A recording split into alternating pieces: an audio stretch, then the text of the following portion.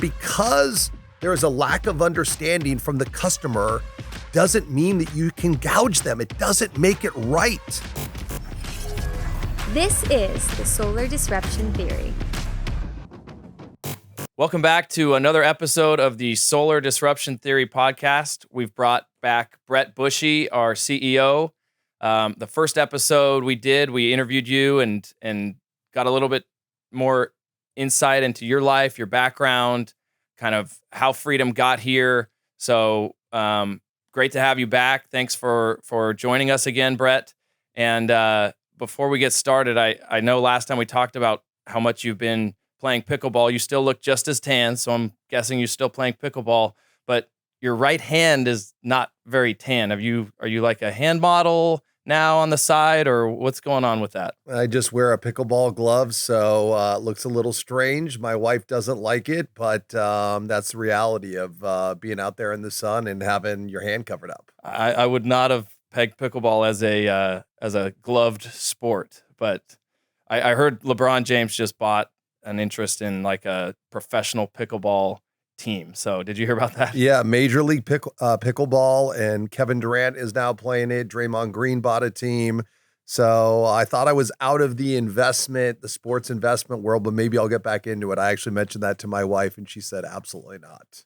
You asked your wife, hey, what if we bought a pickleball team? A major league pickleball team. So, and maybe I could like be the amateur and fill in if somebody pulls a hammy or something like that. Okay. We'll see. Okay. So you haven't thought about that at all then? Just dreamed about playing pickleball with LeBron on his pro team?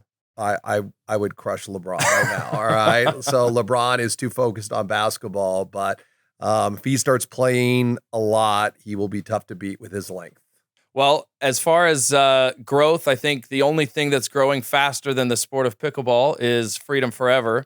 So let's get right into it. Today, we wanted to talk a little more in depth about some of the things we talked about in episode 1, and primarily around an aspect of the solar business that I don't think a lot of people are aware of exists unless you're inside of the business, which is the sales and marketing aspect of solar. So when you first bought an interest into Freedom Forever back in 2015.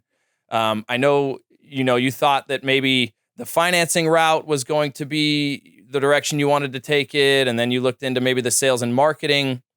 You ended up settling in the ops space, and thinking that that's what we need to focus on, is becoming the best and largest installer of solar. What was your impression of those three different industries or parts of the industry, and how they kind of play into one another when you first got involved with Freedom? Yeah, the first 90 days, whenever I purchase a business, I'm just going through and I'm evaluating everything. And when I went into this, I needed to buy an EPC to learn everything about it. As you talked about, I thought I would end up in the finance space because of my investment banking background. But as I started grasping this and grasping the fact that no one could install solar at scale, I knew that was the direction that we needed to go as a business. But when I broke down the financials back in 2014, year prior to me owning the company, Greg was the 100% sole proprietor. The company did 72 installs, 1.7 million in revenue, but they did over $500,000 of profit.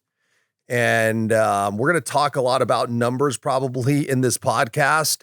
And so just so everyone knows, that's about a 32% pre-tax profit.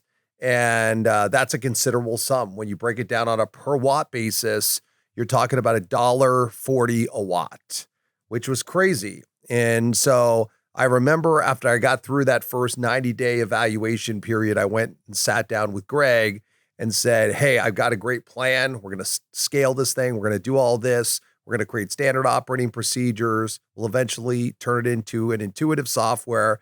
But right now, we are going to disrupt the industry by taking less margin. He goes, what do you mean by that? I go, we are going to operate at a 6% margin. Last year, we were making $1.40 a watt on every project and a 32% margin. We're going to slice that to 6%. All right, we're going to do that, bring the cost down to the customer, and no one else is doing that. Everybody's trying to make $1 a watt, and we are going to transform the industry by taking less margin. And I remember his look. Yeah. How did he react? It wasn't positive. We didn't know each other that well. And he goes, all right, so I sold a majority of my business, and now we are going to slice our margins, all right, by 5-6. So we're going to make about 20% of what we've made historically in the past. And I don't think he loved it. But he did have the faith and the trust that we were going to do something special. At that point, even after 90 days, we had already tripled the amount of sales that we were doing. So there were some exciting things. And, again, as I said in the first podcast, he's been a great partner. He's kind of let me do my thing. And I think it was a great decision. Yeah, I mean, you look at the growth that Freedom has had. Would you attribute a lot of the growth to that philosophy of driving down your own margins in addition to all of the other costs associated with solar? In the first episode, we talked about, the economies of scale and how we can grow by making our company more efficient through technology, through standard operating procedures, but shrinking your own margins, that sounds somewhat counterintuitive to how a business would be able to grow.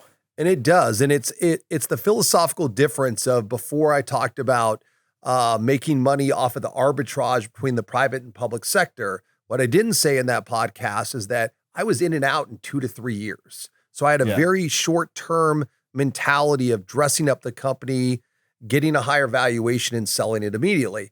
Now I have completely different. So if we were public, I couldn't talk about operating at a lower margin. In fact, publicly traded companies come out and they see their margins go down by 10% and their stock tanks. So, but that has been, I think, one of the secrets to our success. And I'm proud that we're still operating in that 6% margin. So when we break that down on a per watt basis, that's only about 25 cents per watt. I want to make sure that everybody understands that out there, because a lot of people, when I meet with sales partners, I ask them how much they think we make on a project. Our average project is $34,000. It's an 8,500 watt system. In that, we are trying to make, all right, about $1,500, $1,600, $1,700, $1,800 on that project. So we're very proud of that. That's one of the reasons we've been able to fuel our growth. We continue to invest in things like software that no other people, and that's part of that expense. So it's been incredible growth strategy. Yeah, I remember, when I first got involved with Freedom, you were saying we only wanted to make $1,400 per project, but the percentage hasn't changed. It's just that system sizes seem to have increased over the past several years. Is that accurate? That is absolutely accurate. So when we started, we were a California company and our average system size was about 6,500 watts. Now we went into markets like Texas and Arizona and Florida, where, your average system size is 10,000 watts. So your average right now today is about 8,500 watts installed. All right. So by shrinking your margins, by shrinking the costs of Freedom to install a project, that's what's fueled our growth. But one aspect of the solar business, this whole process that has not shrunk, it's actually gone up over time, is the sales and marketing commission that gets paid out to the dealers, the sales organizations, the marketing companies, whichever strategy different companies use or whatever model it is. What amount? So of the $34,000 that the average system costs today, how much of that is going to sales reps or at least the sales and marketing dealers? The dealers get approximately $1 a watt on a self-generated deal. So on a $34,000 project, it's $8,500. And as we've been able to decrease our baselines, which we have done several times over the last 7 years, it hasn't translated into a lower commission per watt. So that is the one thing that does frustrate me, is that I know we brought it down to the consumer, but it should be coming down more. And a lot of people talk about in sales that they're selfless and they're servant leaders, But the reality is their actions don't follow that. And what is even crazier is of that dollar a watt is what percentage of that goes down to the sales rep. And so I know there's a lot of sales reps that listen to this podcast, and right now they're probably going $1 a watt. I'm only making 40 cents or 50 cents or 60 cents. And that's frustrating. Where is the rest of that money going? Now I know Freedom, right now we're very transparent. We're making about 25 cents a watt, but where does that additional 40 to 60 cents a watt go?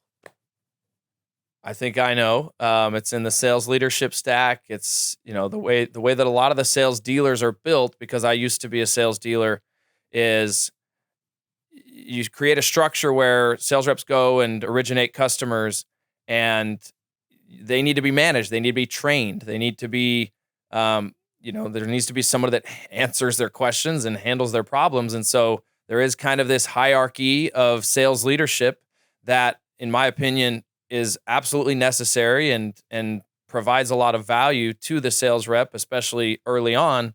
And so it's the way that I've seen it done most of the time in this business is that money gets kind of incrementally paid up to the leadership stack. And, when I first came to Freedom, there was this analogy that I think you were talking about. Somebody had said it to you of like a 7-layer dip. So what is the 7-layer dip? Yeah, simply put, is somebody else actually came up with it, but a 7-layer dip is a like Tex-Mex casserole dish that you use to dip tortilla chips into. But the reality is the most expensive item in the 7-layer dip is the guacamole. And what they do is they add a bunch of things that are cheaper, like sour cream, cheese, refried beans, all those types of things. But the reality is that everybody wants the guac. All right. And our industry is very much like the 7-layer dip, is that there's all these people that are making money off of this sales, which I think is important. Like you talk about sales leadership and how important that is. I don't have a problem with that. All right. What I have a problem is what percentage of the sale they make. All right. And how many people are making money off of a sales rep. You've got the ownership of the company, which they have to make a profit. I get it. I understand that. Then you typically have a CRO or a VP of sales. Then underneath them, you have a district manager. Then you have an assistant district manager. Then you have a recruiter on top of that. Now you have 5 or 6 hands in this, and the sales rep is only making 40 to 50% of the commission stack. That is wrong. I talked also on the earlier podcast about my Christian faith. All right. In Matthew's 5:14, they talk about we need to be a light of this world, and we need to be a light in this industry, and we need to expose this practice. Now, I will tell you, leadership is not only important, and one of the things I want to talk about is door-to-door sales. Door-to-door sales, a lot of people in our industry are trying to figure out a way to eliminate door-to-door sales. They don't think it's healthy. It is incredible. The more I understand it, the more I become a fan of door-to-door sales. It is incredible. I think it's really important in this industry because the rate plans are going to get more complex with utilities, and you're going to need another smart person at the kitchen table explaining the value process for the customer. And it is so important that that gets done. But the negative about door-to-door, a lot of it is rooted in MLM and these pyramid schemes, and it's wrong. You can't have a infinite amount of people making money off of the sale. There needs to be a finite percentage that goes to leadership. And I believe that number needs to be close to 10% on everything. You have the sales company make 10%, you have sales leadership make 10%, and the 80% needs to go to the sales rep. And if they do that and you have a selfless sales rep, they're going to be able to lower their cost to the customer by 40 cents a watt and make the same commission. That's how you disrupt. That's how you change the sales industry. We need to disrupt it just like we've done the installation side of the business. And we need to expose, and we have every sales leader is, if they hear this and they listen to this podcast, they're not going to want their sales reps to listen to this because they know what they're doing is fundamentally wrong. They may rationalize it in their own mind that it's okay, but it's not all right, to take $1,000 for every single install that happens. There's not another industry that does it other than MLM, all right? And that's how the door-to-door industry needs to get the respect. It's not about how they sell. It's amazing how they sell. It's the comp structure that has been done in that industry for the last 20 to 30 years, and we need to change it. All right, so I got to play devil's advocate a little bit. If that much of the commission structure is going to the sales rep, the one who's knocking doors, and I agree with you, the door-to-door industry gets there's a stigma, but it's not the industry itself. It's a lot of the things, the way that people kind of treat the door-to-door business or run their own businesses.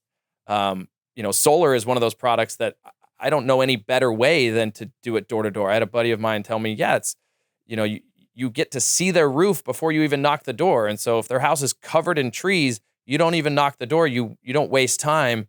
Whereas a lot of other marketing practices, there's a lot of time wasted. So agree with you that in-home door-to-door sales is absolutely the way to go with solar.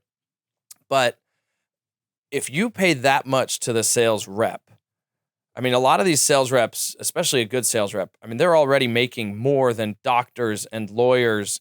And so are you just trying to pay them more? Like, what is the eventual goal with paying more money to someone who's already, you could argue, being compensated very well? The goal is to compress the cost stack to the customer.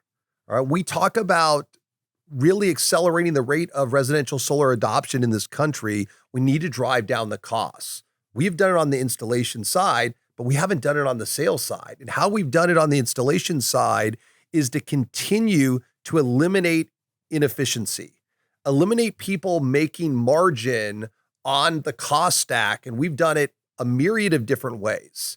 Right now, there is no need to have 6 people making money off of the sales process. It just doesn't make sense. It's usually one leader that is the one managing that guy or that girl. Why do we need 6? And 5 of those people have little to no contact with that one. And so, yes, there is value in the swag.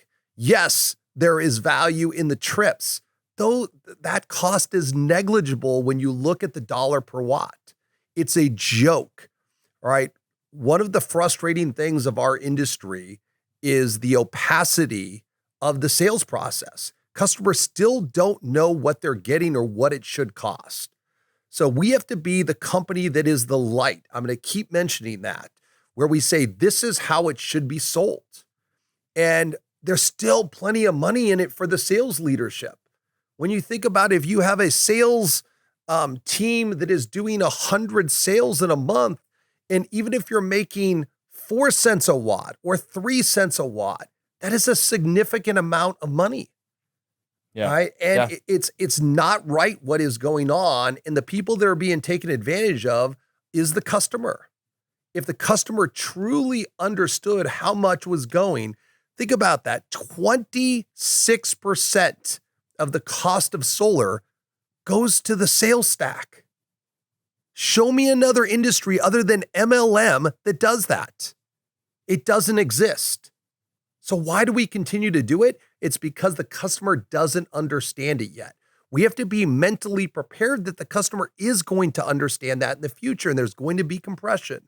We need to get ahead of it. We need to be the company that does that. We need to stand up and say, this is wrong. There's companies out there that it makes me crazy that they talk about, we are a great sales organization and we are going to sell higher because we are a great sales organization. There's companies out there. One just went bankrupt. Yeah. All right. Yep. And I'm glad they went bankrupt. I'm glad they went out of business. Yeah. And the finance companies can see how high that some of these sales organizations are selling at, and they should be shutting them down. They should say, no, we're not going to allow you on our platform because you're selling too high. There's companies out there that are selling 50 cents, a dollar 50 more than average, those people need to go away. They are a risk to our entire industry, and I'm tired of it.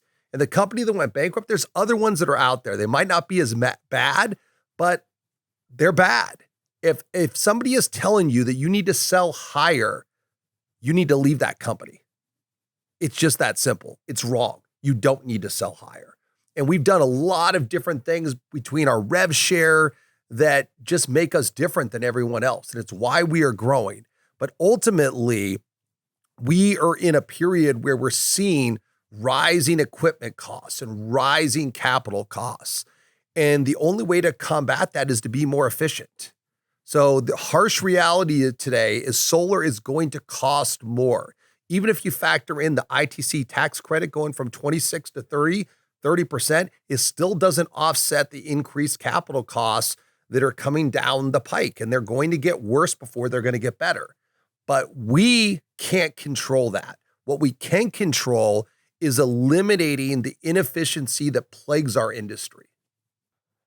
Yeah. I think if I were because I work with the sales leaders and sales dealers, and I think our dealers are the best in the industry, right? I mean, I put our sales leaders and sales dealers against anybody in the solar business.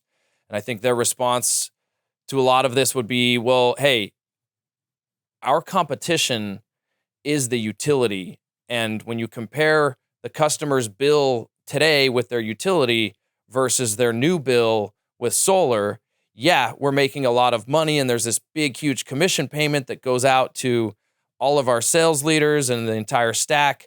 They're all mostly, working, at least supporting and helping these guys generate these sales, keeping them motivated.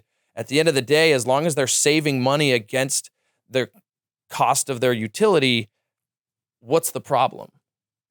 The problem is that we're entering states. So that works in California, but why can we only create first year cost savings in 22 out of the 50 states? You can't do that. And you can't say that in Washington. You can't say that in Tennessee. So what you're trying to do is manipulate the fact that there is an absolute inequity in California. Like California, the costs are so much higher than any other state. In some states, they're 3 times higher. And we are trying to make so much money. It's egregious. It's not right. So just because you can save somebody else money because they don't understand it. So if you went out and it was like any other industry, and it was crystal clear what the cost of your system was, no one would be paying, all right, the dollar a watt for commissions. They wouldn't. But it's only because of the lack of understanding, because so many people don't even know what a kilowatt hour is. Yeah. It is so hard to get your mind wrapped around. It's so much easier for gas, but that is going to change. And because there is a lack of understanding from the customer, doesn't mean that you can gouge them. It doesn't make it right. Yeah, I know. The analogy that always gets used is, and I think it's a good one, is back in the early 90s, nobody understood how cell phone minutes and, the whole data and rate plans worked with cell phones because it was so new. But you're saying that at some point, people are going to start paying attention to their electricity bills, start learning how their billing actually works, generation costs, price per kilowatt hour. And as they become more educated, it's going to naturally come down anyway because they'll know what they're dealing with versus customers who are not as educated as to what they're being charged, and they're just looking at my monthly bill today versus my monthly bill with solar, and that's where. Do you think that's where the majority of the cost compression is going to come from? Is from customers becoming more educated to this? Correct. Think about using the cell phone analogy. So think back of when only 1 out of 25 people had a cell phone. What was the cost for a minute to be on the phone back then? I don't even know, but it's probably 100x, 200x. I don't know. But why did it change? There was a lot of people that would have said, hey, I just don't want it to change. I'm making so much money on the minutes and I don't want the industry to grow. But what we want is we want it to go from 4% of the country, which is what the current rate of residential homes that have solar on it, 1 out of 25. We want that to become 2 out of 25. We want it to become 5 out of 25. We want it to eventually become 20 out of 25. Yeah. Then at that point, everybody is going to understand this. Everybody is already, if you own an electric car, you immediately start figuring out what is your new cost of gas, which is electricity. And that is going to change. Why not get ahead of it? Because people are confused and they don't understand it is not a license to steal from them. All right. And a lot of people think that's too strong. It's not. Remember, we're competing against utilities that are monopoly. All right. It's literally one of the last industries that are regulated by the United States, but they don't even understand how much a utility is overcharging a customer. It needs to change. And we have to be the agent of change. And we just can't let the fact that other people, the utility, is taking advantage of the customer as a rationale that we're going to take advantage of the customer. And that's what that line of argument or that line of reasoning takes you down. All right, so let's say somebody does this. Somebody takes your advice and they build out a business model where the vast majority, the 80% or close to it, gets paid out to the sales rep, and the sales leadership shares the other 10%, and then the company takes 10%, and that would probably take their EBITDA down to roughly the same as Freedom, right? Like a 6-7% EBITDA. What do you think would happen to that company? Why is that so different or transformative? We've been able to grow significantly faster than most other companies. When I first came to Freedom, I mean, you've been saying this to me forever, that more money needs to get paid out to the rep. And I think we've done that. I think we've created something where it's better than anybody else out there. The comp structure is more advantageous to the field. We're paying as a company more to dealers than we ever have before. So I guess what makes what you're saying so much better than what we're currently seeing right now? Even in our own sales companies, and now I'm going to criticize people that I work with that are close friends that I mentor, they're not paying out enough. All right. And they pay out more than anyone that's out there, which is kind of your argument. Right. But it can be more. And if you want to build the first $1 billion sales company in solar, it can be done. This model will make it happen. Now, in this model, you might only make $60 million when you do $1 billion worth of commissions. Yeah. But whoever does this first is going to have such a competitive advantage in the marketplace. They will dominate the 1099 industry and they will roll up everyone underneath them. Most importantly, it's going to expose everyone else. And if you can't figure out a way to compete, you're in big trouble. And what you're going to need to do is to make sure you try to build a cult that no one looks outside the cult, and like a sales cult where, because you can't compete with this. And this will absolutely work just like it did on the installation side of the business.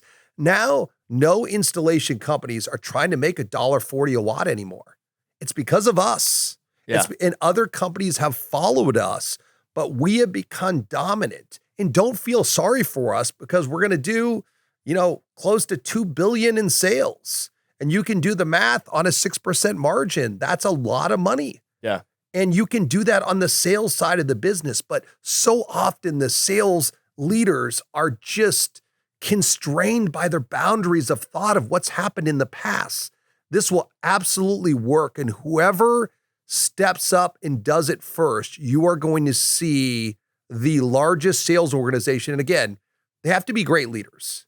All right. If you do this and you don't have great leadership and you don't have true servant leadership, it won't work. But if you have true servant leadership, and what is the definition of servant leadership? It's serving the people around you. Is serving the people around you taking 50% of the commission for the guy that's out there literally knocking doors at 110-degree heat, in the snow in the Northeast? No, it's not. So just do me a favor. If you're going to post something on social media about how much money you make or how you're investing all the money you made in real estate, don't talk about effing servant leadership. It's not. Servant leadership is putting people first. And I'm tired of people using cliches like that and not walking the walk. That's what needs to change. This model will work and it will explode. And it will also, people that work in door to door will be absolutely proud to work in it. And you know what? Those leaders that went from 50% or they were making 20% or 30% and now they're making 5%, you mark my words, within 12 to 24 months, they will make more money than they've ever made in their life, even though they're making less per install than they ever have because their amount of volume will go up exponentially. So less per project, less per watt, however you want to put it, but the overall volume will outpace that exponentially. Correct. So, I mean, even if you cut your override by 75%, that means your volume has to go up by 4x to make the same amount of money. Yeah. But if it goes up 10x, you made 2.5 the amount of money that you were making charging 4x and doing it wrong. And if you're a great leader, you will do that. And you know what? Like, no one can compete with you.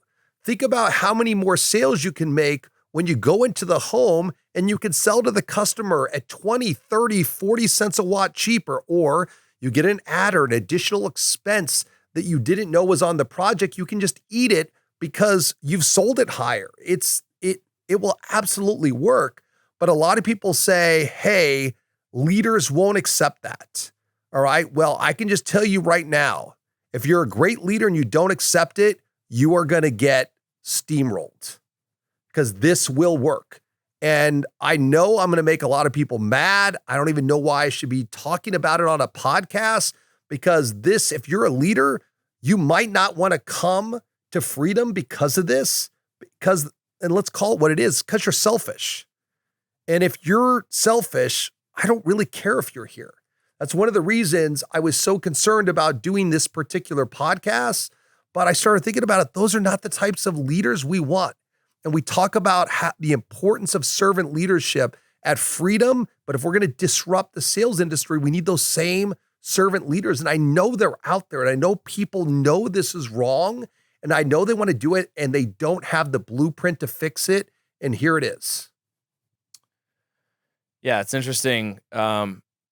It does kind of take a leap of faith, right? Like, they need to be willing to take less now in order to, I mean, they'll make more later. And I think Freedom's model has proven that on the ops side.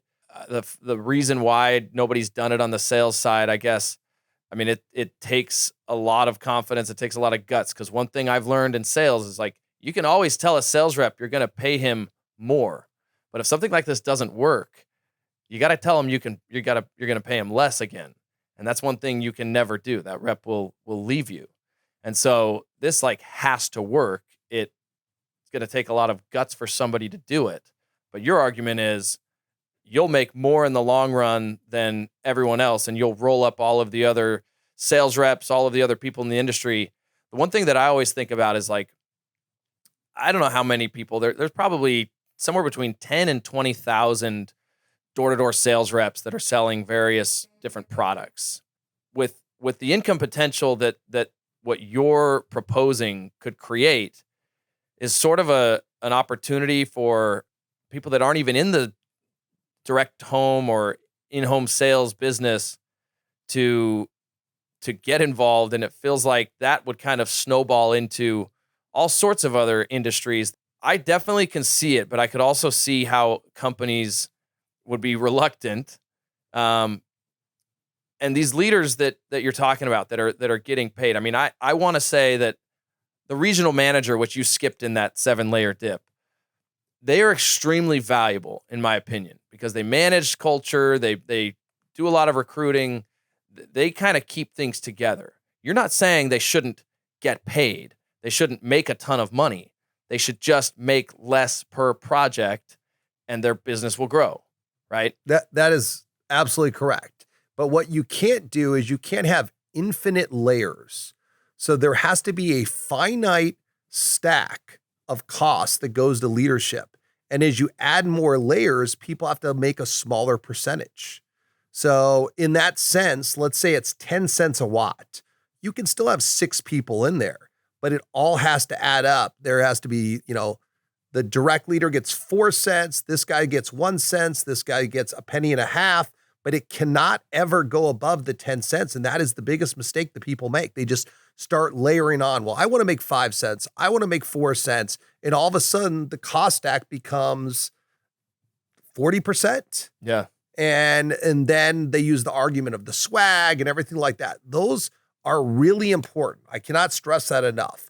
Experiences, very cool, great for building culture, but they're a small percentage of large sales organizations. It's not a big percentage. And I know there's going to be sales organizations that are not going to, this is not going to go over well. And I don't care. All right. They're doing it wrong. And it's hard to be a trailblazer sometimes. And people resist change. And it's a great industry that has the wrong comp model. And I'm convinced if you can fix the comp model, you will have everyone in the door-to-door industry. And as you say, it's not the 10 to 20,000 of people they're constantly just fighting over those people. All right. We have, 100 million adult Americans that are between 18 and 35. That's our target. Not the 10 to 20,000. People have a tendency of thinking so small. We have to get people from outside our industry. That needs to be 90% of our sales force going forward because of the growth. Like, it's not just the fact that 1 out of 25 people have solar, and so we have to convince the other 24 out of the 25. It's the fact that their energy consumption is going to double over the next 10 or 15 years with a fully electrified home and electric vehicles. So I talked about it earlier. It's the greatest wealth creation opportunity of a lifetime. And I could argue that there's more money in the sales side of the business than there is on the installation side of the business. And I also would just want to give a shout out to all of the sales reps that are out there knocking doors. I mean, I've done it on a very limited basis. I cannot believe what they do. And the 2 hardest jobs in renewable energy are getting on a roof and installing jobs and getting out there and knocking doors and eating what you kill. All right. It's a beast and it is hard. You're taking rejection all day long and it's incredible and they should be celebrated. But instead, so many people scoff, especially at the salespeople, because there's been so many bad experiences out of there. And, we have a chance to change that. And you should be so proud of what you do. And again, I want to stress this enough. If you do it right, you should be making more money long-term. But most importantly, you should feel incredible about yourself. All right. And I will also tell you, a lot of people that maybe have never listened to this podcast will listen to it. And if you feel ashamed right now and you did it before, I'm sorry, but that's what light is. We are an industry that is shrouded in darkness and people do not understand this is not how corporate industries work and it has to change. But we have arguably the most important industry over the next 100 years can be driven by door to door. All right. That is amazing. It's such an opportunity for the direct to home industry. And they try to, different names because door to door has a negative connotation. It's amazing. It is the best way to sell solar. And we just have to do it right. And we have to change the compensation model. Okay. So one last question. If there was a, young up and coming sales rep sitting in this seat right now, what would you say to him or her? The opportunity that you have in front of you is like nothing you will ever see in your entire lifetime. So, and I know that from experience. going to be 54 years old in February. And I wish I had this opportunity when I was 24. And to be able to change a customer's life by saving them money, to change the world by affecting climate change, and to make money doing that is just a bonus. And to make significant money is an opportunity that I never thought would ever exist. And I've done a lot of cool stuff in my life. I wish I was 24 and I had the knowledge I had, and I was right now in 2022 going into 2023 with this new, Inflation Reduction Act that was just passed. The opportunity that's in front of us is just transformative. I use that word a lot. I don't know how to say it any different, but you can change people's lives and change your own family's lives and change the legacy of your family. And as a 22-year-old or a 24-year-old person that's sitting across from me, I'm saying that should be your legacy. Don't focus on the money. The money will come. You focus on changing that customer's life and changing this world, and everything will fall into place. You will have the most fulfilled life that you could ever have. And in that, you'll realize what true wealth is. It's not the things that you accumulate in your life that are temporary. It's the relationships and the societal impact you made on other people's lives. And there's no better way to do that than being in solar.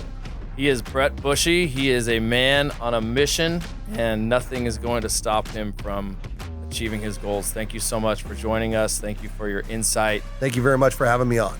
All right. Thank you, guys.